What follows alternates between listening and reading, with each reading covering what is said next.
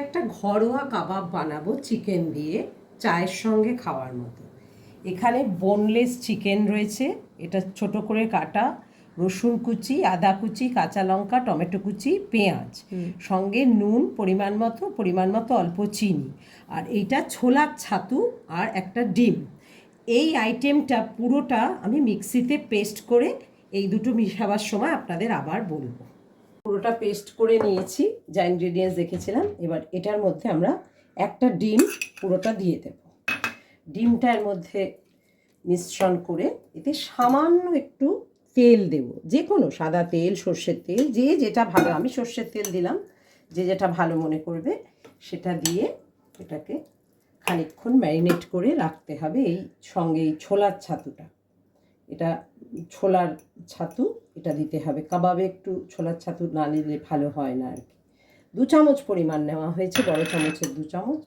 এটা দিয়ে এরকমভাবে ম্যারিনেট করে এটা অন্তত কিছুক্ষণ, না 10 মিনিট করে রাখতে হবে।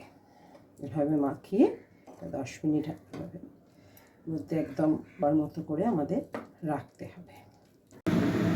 করে হাতে সামান্য তেল নিয়ে এই মিশ্রণটা করে কম আছে এরকমভাবে আমাদের ছেড়ে দিতে হবে।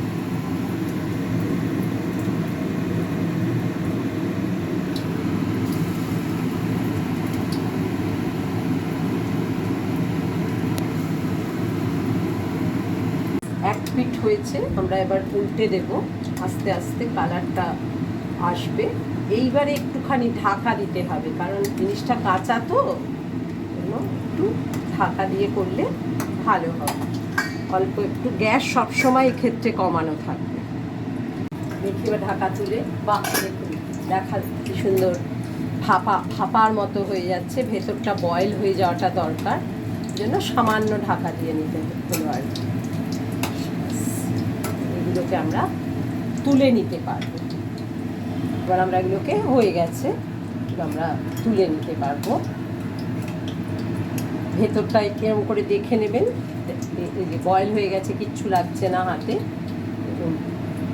কিচ্ছু লাগছে না খুন্তিতে, সুতরাং এগুলোকে অনায়াসেই তুলে নেওয়া যায়। এই হয়ে গেল চায়ের সঙ্গে ঘরোয়া একটা স্ন্যাক্স।